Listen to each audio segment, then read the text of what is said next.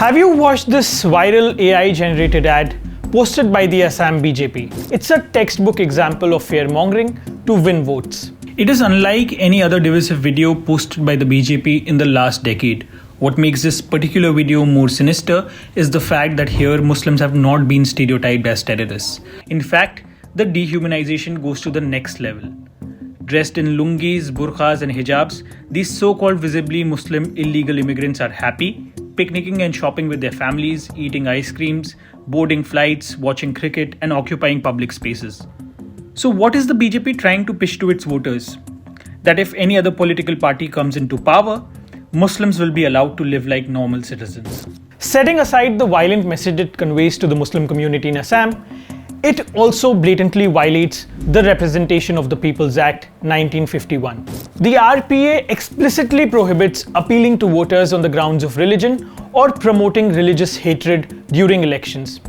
Let me read out relevant sections from the Act for context. Section 123, subclause 3A.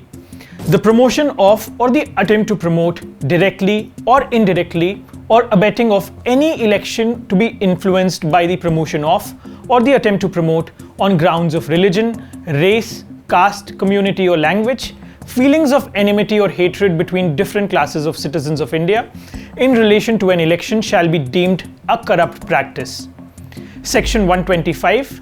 Any person who in connection with an election under this Act promotes or attempts to promote on grounds of religion, race, caste, community or language, feelings of enmity or hatred between different classes of citizens of India shall be punishable by imprisonment for a term which may extend to 3 years or with fine or with both.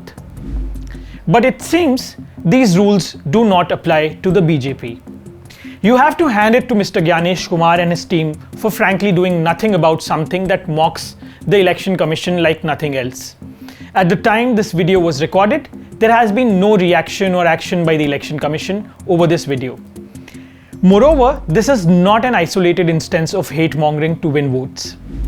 The official X account of the BJP's Karnataka wing on May 23 this year posted an image depicting Union Home Minister Amit Shah holding a cauliflower over a gravestone that reads, "RIP Naxalism."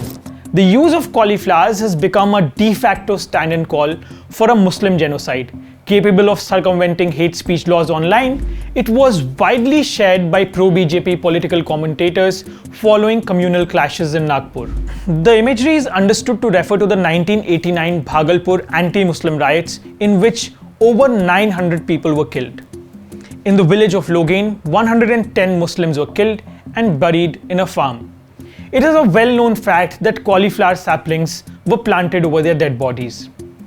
In recent years, this reference has been revived by alt-right groups, particularly the Trads. Some of its less disguised versions in the past have portrayed hijabi women as cauliflowers. In 2022, a post on X captioned "Satyamev Jayate, Truth Alone Prevails" featured a caricature shared by the official handle of the Gujarat BJP showing a dozen skull-capped and bearded Muslim men in white kurtas being hanged. Social media users and commentators drew comparisons to Nazi caricatures, and the tweet was immediately taken down by the platform. The party claimed that they were not targeting any particular religion.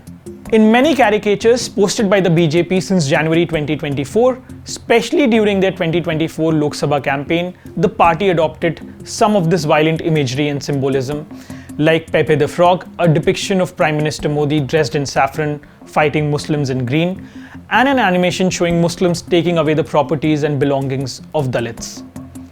If some of you are still wondering whether a video like this could be posted by a social media intern gone rogue or some aspiring firebrand leader trying to make a mark in national politics, let me take you back to the 2024 elections and show you how this message is something that flows from the very top.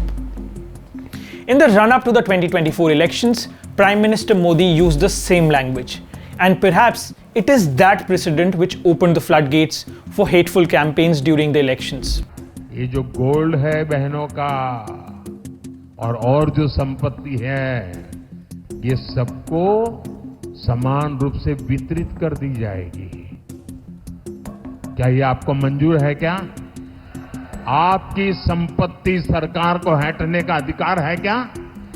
क्या आपकी संपत्ति को, आपने मेहनत करके कमाई हुई संपत्ति को सरकार को ऐंठने का अधिकार है क्या? क्या उस संपत्ति को मेरी माताओं बहनों की जिंदगी में सोना वो सिर्फ शो करने के लिए नहीं होता है, उसके स्वाभिमान से जुड़ा हुआ है। उसका मंगलसूत्र वो एक सोने का कीमत का मुद्दा नहीं है, उसके जीवन के सपनों से जुड़ा हुआ है।